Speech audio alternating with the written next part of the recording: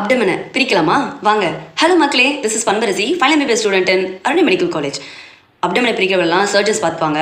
நம்ம என்ன பண்ணுவோம்னா ஆல்ரெடி 9 குவாட்ரன்ஸாக அப்டமனை பிரித்து வச்சிருக்காங்க. அது எப்படி பிரிச்சிருக்காங்க, என்னவா பிரிச்சிருக்காங்க அப்படின்றத தான் பார்க்க போகிறோம்.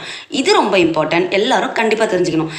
ஏன்னா எனக்கு ஸ்டொமக் பெயின்ட்டு நான் ஃபஸ்ட் இயரில் ஓபி போனேன்னா அப்போ அவங்க எங்கே வலிக்குதுன்னு கேட்டாங்க. நான் என்ன பண்ணேன்னா 9 குவாட்ரன்ஸும் வலிக்குது மேம் அப்படின்னு சொல்லிட்டேன்.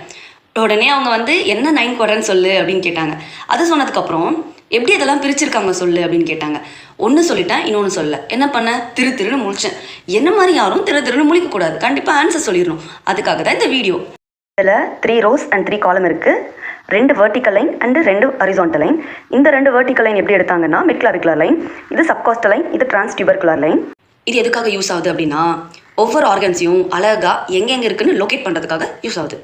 ஓகே, ஃபார் எக்ஸாம்பிள் ரைட் ஹைப்போகாண்ட்ரியில் என்ன ஆர்கன் இருக்குது அப்படின்னா நம்ம என்ன சொல்லுவோம், லிவர்னு சொல்லுவோமா? அதே போல் பேஷண்ட் ரைட் இலியாக் ரீஜனில் பெயின்னு வராங்க. அப்போ என்னவா இருக்கலாம், அப்பெண்டிசைட்டிஸாக இருக்கலாம். ஒரு யூஜி ஸ்டூடெண்ட்டாக கண்டிப்பாக நம்ம இதுதான் சொல்லுவோம். அங்கே அது மட்டும் தான் இருக்குது அப்படின்னு கேட்டால் அப்படி இல்லை, இன்னும் நிறைய ஆர்கன்ஸ் இருக்குது. ஸோ நம்ம அது எல்லாத்தையும் தெரிஞ்சுக்கணும்.